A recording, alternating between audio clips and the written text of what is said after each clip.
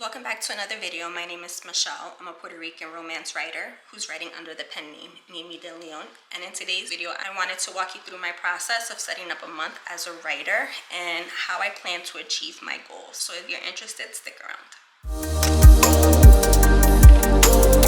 So in today's video, I want to walk you through my paper planner. This is a legend planner. It is an A5 in royal blue with gold foil.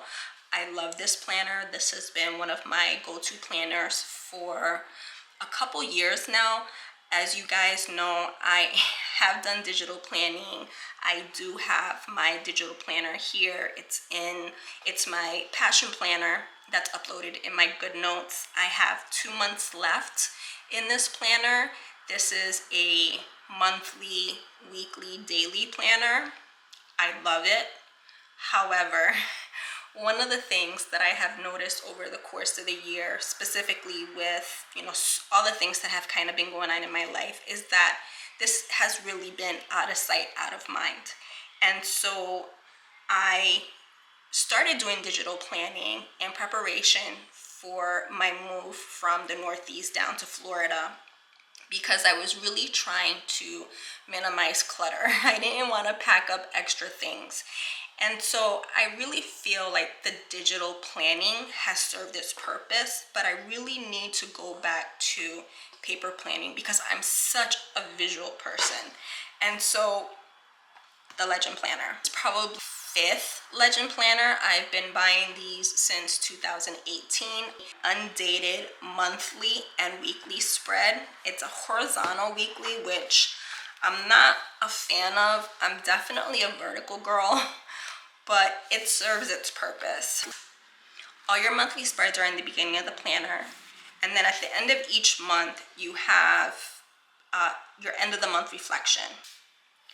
Then when you're looking at your weekly spread, let me zoom this in a little bit more so that you can see. Like I said, it's blank, it's an undated. You have your weekly, that's horizontal, on the left hand side, and then on the right hand side you have your focus goals for the week, areas of habits that you want to track, your work to-do list, your personal to-do list, and then just a blank space for you to write any notes that you may have. And then on the bottom you have, this week's wins and how you'll improve next week, and then kind of like a checkbox to see if you hit your goals.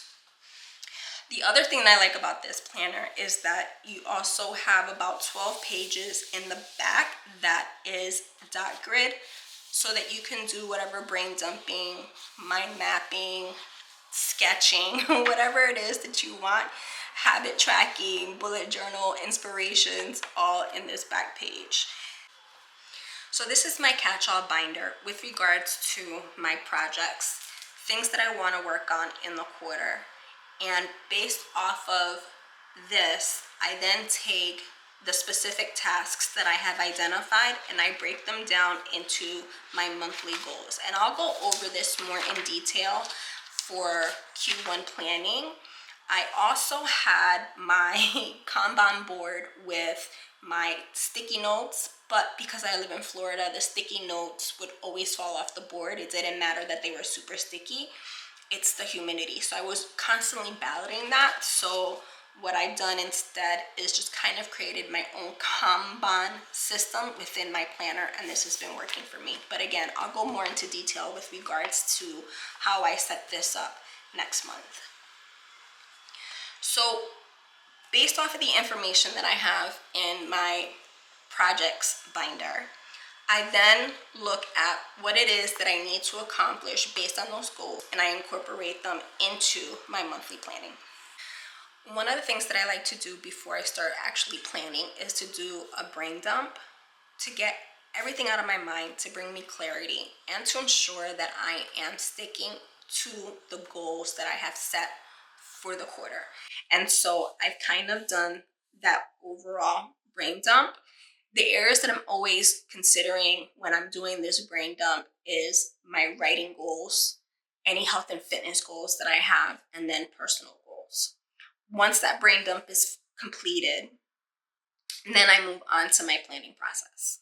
So now I begin planning, and As I've indicated before, this is an undated planner, so I'm gonna go ahead, put the dates in for the month of November, and then any relevant appointments or reminders that I need for the month of November.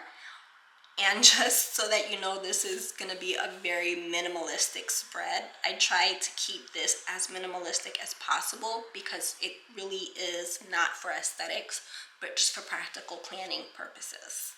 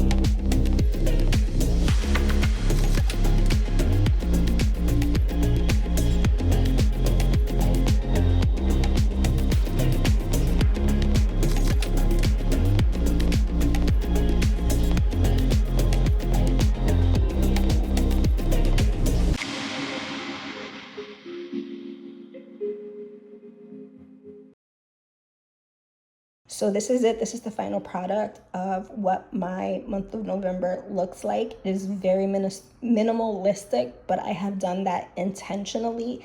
This is really for me to be focused on ensuring that I'm achieving my goals.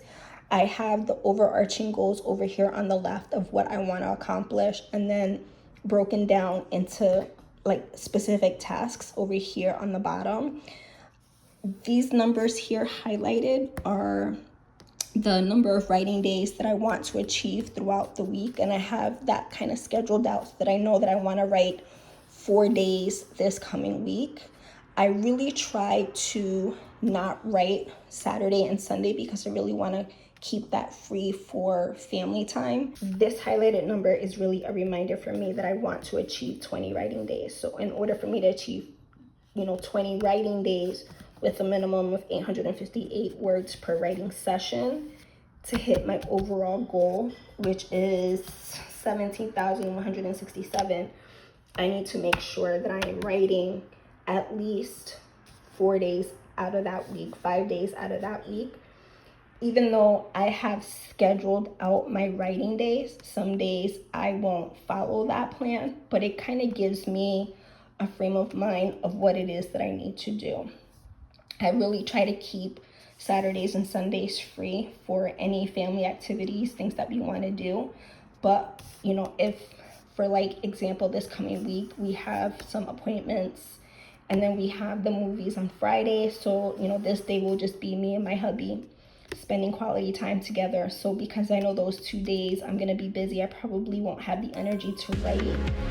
And then I know that I'm gonna have to write on Saturday in order for me to achieve that weekly goal. So this is it. If you want to see more of my planning process, and if this is something that you're interested in, comment below. And I will see you guys in the next one.